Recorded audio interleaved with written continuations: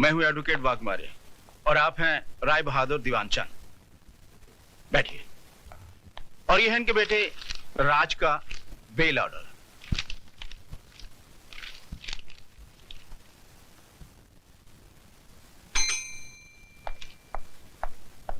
Yes sir. 324 वाले को ले आओ। Okay sir. हे चलो, साहब ने तुमको बुलाया। आइए राज साहब, आइए बैठिए।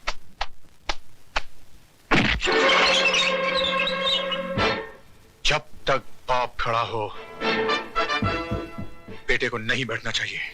लेकिन इनके बाप तो ये हैं और ये बैठे हुए हैं। बाप थे जब ये सिर्फ बेटा था, अब ये मुजरिम है। कानून इसका बाप है। Just who do you think you are, Inspector Khan? I don't think. I know who I am. मैं भारत सरकार का सिपाही हूं, जिसे हक दिया गया है कि जो कानून की लकीर पर पांव रखे उसके पांव काट कर फेंक दो। इंस्पेक्टर खान, तुम्हें यह वर्दी सिर्फ इसलिए मिली कि तुम मुजरिम को गिरफ्तार करो, इसलिए नहीं कि तुम उसे सजा भी दो। और आपको यह काला कोट इसलिए दिया गया है कि आप सच्चाई को अदालत के सामने पेश करें, इसलिए नहीं कि अपने मौकिल की भड़वागिरी करें। अरे जिस रुमाल से आप अपना मुंह साफ करते हैं, उसी रुमाल से आप अपने मौकिल की गंदगी साफ करते हैं। वाह, आपकी तो तारीफ करनी पड़ेगी इंस्पेक्टर खान। एक पब्लिक सर्वेंट होके पब्लिक के साथ कैसा सलूक कर रहे हैं। थोड़ी तारीफ अपने बेटे की नहीं करेंगे, जिसने एक मासूम लड़की की इज्जत छोटे छोटे बच्चों के सामने नीलाम कर दी। तुम मिडिल क्लास के हो ना, तुम्हें क्या मालूम कि अय्याशी क्या होती है, दौलत का नशा क्या होता है। वो सारा नशा 7 साल की सजा सुनते ही उड़ जाएगा। वो मैं अदालत में देख लूंगा। चलो बेटे, let's get the hell out of here.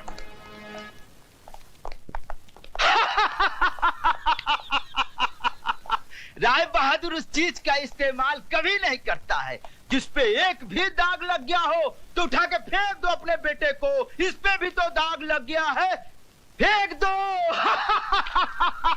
फेंक दो राय बहादुर, उठा के फेंक दो अपने बेटे को। उठाकर फेंक दो राय बहादुर, फेंक दो अपने बेटे को।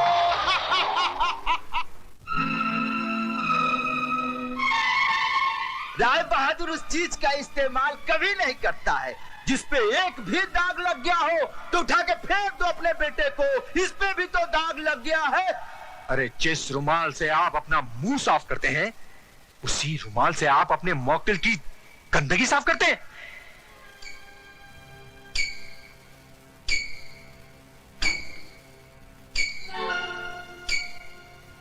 बड़ी मलिक, चाय। शर्म आती है हमें तुम्हें अपना बेटा कहते हुए। तुम्हारी इस जलील हरकत की वजह से एक 2 कौड़ी के पुलिस ऑफिसर ने हमसे जिस तरह बातें की हम ही जानते हैं। तुम्हें इस खानदान की इज्जत का ख्याल है कि नहीं? I'm sorry, Dad. सॉरी? तुम्हारे सॉरी कहने से इस हवेली पे लगे हुए दाग मिट जाएंगे क्या? अरे जवानी इतनी ही भड़क रही थी तो खरीद लेते उस चीज को। यूं ही मुंह मारने की क्या जरूरत थी? गुस्सा थूक दीजिए बाबूजी, बच्चा है, गलती हो गई। इस गलती की सजा जानती हो तुम? 7 साल इसे जेल में चक्की पीसनी पड़ेगी। इसकी आंखों की चमक और इसके गालों की लाली बुढ़ापे के अंधेरे में बदल जाएगी। ऐसा कुछ भी नहीं होगा बाबूजी, अगर आप थोड़े ठंडे दिमाग से काम लेंगे तो। मतलब? हैसियत ही क्या है उस लड़की की? कौन है वो? गरीब, बेबस, बेसहारा। ऐसे लोग गला फाड़ फाड़ कर अगर सच भी बोलें तो दुनिया उसे झूठ ही मानती है। पुलिस वाले सबसे ज्यादा बात उसकी मानते हैं जिसके पास दौलत है। मगर ये काम आसान नहीं है बहू। FIR दर्ज हो चुकी है और दर्ज करने वाला पुलिस ऑफिसर कोई आम आदमी नहीं है। वो एक जिद्दी इंसान है जिसे ईमानदारी की बीमारी है।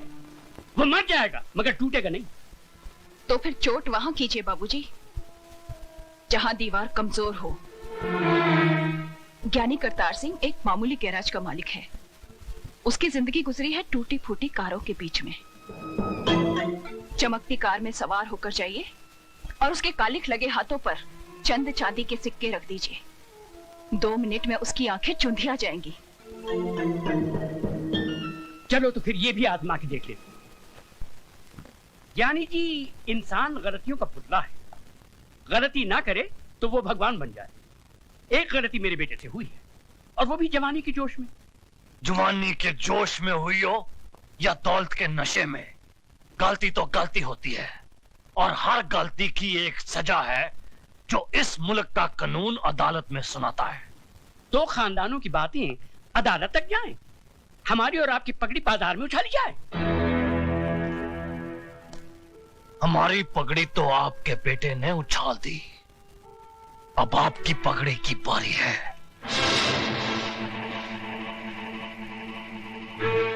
बरसों से मैं आपको जानता हूं, इस दुनिया में आपका कोई भी नहीं, इसीलिए आप औरों को अपना लेते हैं। ये लड़की भी आपकी नहीं, अनाथ है। धर्म, जात, खानदान किसी का भी तो कोई पता नहीं। मैं चाहता हूं कि अदालत और कानून के दांवपेच में न उलझकर हम कोई सीधा सा रास्ता अपना ले। तो जो रास्ता सोच के आए हो राय बहादुर, वो भी बोल दो।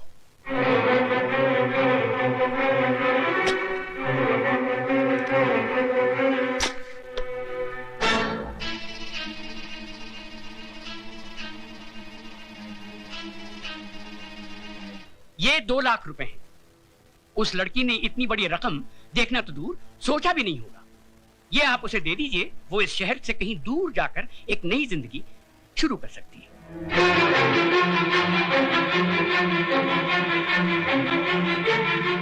राय बहादुर, सुझाव तुम्हारा बहुत अच्छा है। जरा 1 मिनट यहीं ठहरना, जाना नहीं। 1 मिनट। हाँ,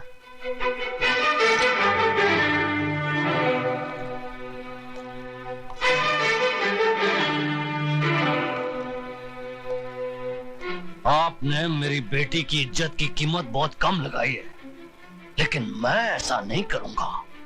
ये 2 लाख नहीं, 4 लाख रुपए हैं। अपने कार की बहू को रात को मेरे साथ सुला दो।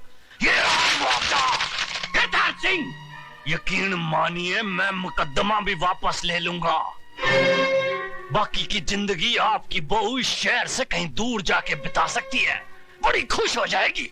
तुम उस मामूली लड़की का मुकाबला मेरी बहू से कर। चुप है, वरना इस कार से तू नहीं, तेरी लाश जाएगी।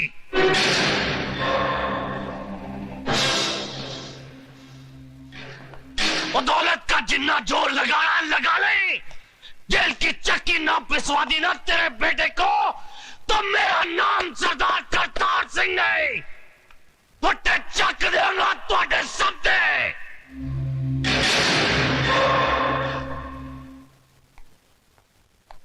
राय साहब, हिंदुस्तान की अदालतों में मुझे ज्ञान प्रकाश नहीं, माइक टाइसन के नाम से बुलाया जाता है। जिस तरह वो बॉक्सिंग रिंग में उतर के घूंसों की बौछार कर देता है, उसी तरह मैं अदालत में गंदे और अश्लील सवालों की बारिश कर देता हूं। आपके बेटे ने तो उसके कपड़े उतारने के लिए अपने हाथों का इस्तेमाल किया होगा, लेकिन मैं उसे अपने सवालों से नंगा करूंगा। रेप क्या है उसका मतलब मैं समझाऊंगा उसे। अदालत में जब बलात्कार का मुकदमा चलता है तो ऐसा लगता है कि यह अदालत नहीं, जिस्म बेचने का बाजार है, जहां औरत के जिस्म के हर उस हिस्से की बात होती है जिसे भगवान ने शर्म की मिट्टी से संवारा है। माला, तुम सुन रही हो ना? आप बोलते जाइए। जानती हो कैसे कैसे सवाल पूछे जाएंगे? जब तुम्हारा बलात्कार हो रहा था तो तुम्हारी साड़ी कहां थी? जांघों के ऊपर या जांघों के नीचे? ब्लाउज कहां था? बदन पे था या उतार लिया गया था? रेप करने वाले के हाथ तुम्हारी जांघों पर थे या तुम्हारे स्तन पर? चुप कर वकीला, चुप कर। अगर मेरी बेटी से ऐसे गंदे गंदे सवाल पूछे जाएंगे तो नहीं चाहिए मुझे इंसाफ। लेकिन मुझे चाहिए इंसाफ। क्या पूछेगा वो वकील? यही ना कि उस लड़के का हाथ कहाँ था, जांघों पर या छाती पर? छाती क्या होती है वो मैं उसे बताऊंगी। यह है छाती, जिसका दूध पीकर हर मर्द की छाती चौड़ी होती है। इसे कहते हैं स्तन। अगर अपनी माँ का दूध पीते वक्त ठीक से न देख सका हो तो मैं उसे दिखाती हूँ। मैं औरत हूँ और मुझे फक्र है कि मैं वो काम कर सकती हूँ जो दुनिया का कोई भी मर्द नहीं कर सकता। अपने जिस्म में एक नए इंसान को जन्म दे सकती हूँ। अपनी छाती का दूध पिलाकर उसे बड़ा कर सकती हूँ, जो आगे चलकर राम या रहीम बनेगा। शाबाश माला, शाबाश। अगर हिंदुस्तान की हर औरत तुम्हारी तरह बेखौफ हो जाए तो इस समाज में औरत को वही दर्जा मिलेगा जो उसे मिलना चाहिए। शाबाश।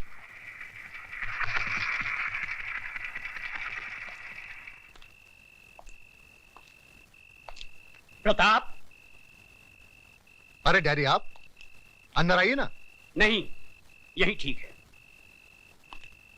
हमारे दामाद होकर भी तुम हमारे खिलाफ मुकदमा लड़ रहे हो। मैं आपके खिलाफ नहीं, जुर्म के खिलाफ लड़ रहा हूं। तुम जानते हो हमारा वकील कौन है? जानता हूं, मिस्टर ज्ञान प्रकाश, जो आज तक कोई भी मुकदमा नहीं हारा, लेकिन इस बार वो हारेगा। क्या सुधा को मालूम है कि तुम हमारे खिलाफ? डैडी, मुझे सिर्फ मालूम ही नहीं है, बल्कि मैंने खुद इनसे कहा था कि माला का मुकदमा ये लड़े। सुधा, तुमने? डैडी, राज के जुर्म को छुपाइए मत, वरना एक दिन। मैं तुम्हारा भाषण सुनने नहीं आया हूं यहाँ। तो फिर आप जा सकते हैं।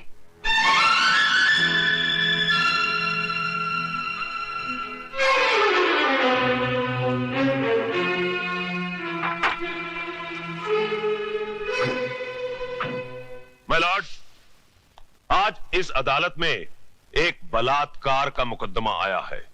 बलात्कार यानी कि एक लड़की के साथ जबरदस्ती करके उसकी इज्जत को लूटना। मेरी राय में ऐसे अपराधी को गोली मार देनी चाहिए।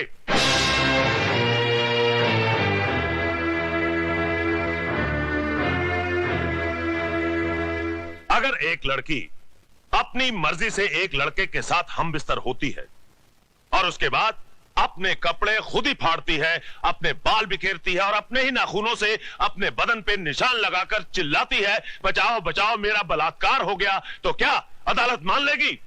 आई ऑब्जेक्ट योर ऑनर। मेरे फाजिल दोस्त मिस्टर ज्ञान प्रकाश एफआईआर में दर्ज रिपोर्ट को झूठा कह रहे हैं।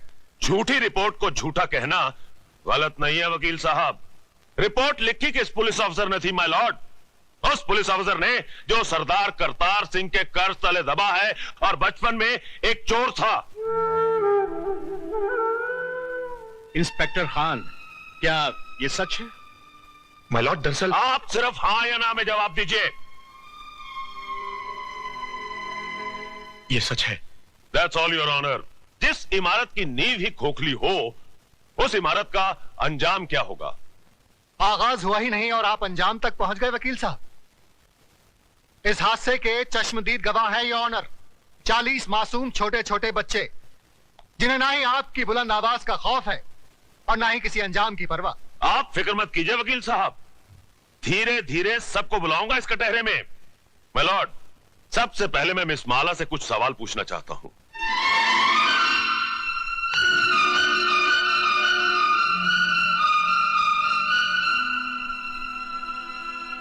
मिस माला, आपका यह कहना है कि मेरे मुवक्किल मिस्टर राज ने आपके साथ बलात्कार किया, लेकिन मेरा यह कहना है कि आप अपनी मर्जी से उनके साथ हम बिस्तर हुई और उसके बाद उन्हें बदनाम करने के लिए आपने उन पे इल्जाम लगाया कि उन्होंने जबरदस्ती आपकी इज्जत ऐसा लूटी। धंधा आपके खानदान की लड़कियां करती होंगी, मैं नहीं करती। You bloody! खबरदार, जो एक भी लफ्ज गलत बोला तो आपको शर्म नहीं आती अपनी बेटी जैसी लड़की से ऐसी बात कहते हुए? मिस माला, ये मंदिर नहीं जहां पर वचन किया जाए, ये अदालत है जिसमें एक मासूम की जिंदगी का फैसला होने वाला है। जिसने मेरी जिंदगी को गाली बना दिया वो आपको मासूम लग रहा है, इसलिए कि उसने आपके जेब में हरे हरे नोट भर दिए? अगर नोटों के लिए ऐसे ही अपने जमीर को बेचते रहे तो एक दिन इसी कटहरे में मेरी जगह आपकी बेटी खड़ी होगी, जो ऐसे किसी रईस के बेटे की हवस की शिकार हुई होगी। उस दिन न तो ये नोट आपके काम आएंगे और न ही आपकी आवाज गले से बाहर निकलेगी। गुनहगार को सजा दिलवाने के बजाय आप उसकी तरफदारी कर रहे हैं। तुम जैसे वकीलों को तो जन्म देकर तुम्हारी माँ भी पछता रही होगी। Order order. आप क्या ऑर्डर किए जा रहे हैं? क्या आप सबका जमीर मर गया है? ये वही हिंदुस्तान है जहाँ औरतों को पूजा जाता था, कभी सीता के रूप में तो कभी सावित्री के रूप में। और आज उसी देश में अगर औरत को एक बार नंगा किया गया तो इसकी इज्जत को ढाका नहीं गया, बल्कि बार बार नंगा किया गया, कभी प्रेस वालों ने तो कभी टीवी वालों ने, और अब ये वकील साफ कर रहे हैं और आप चश्मा साफ कर करके देख रहे हैं।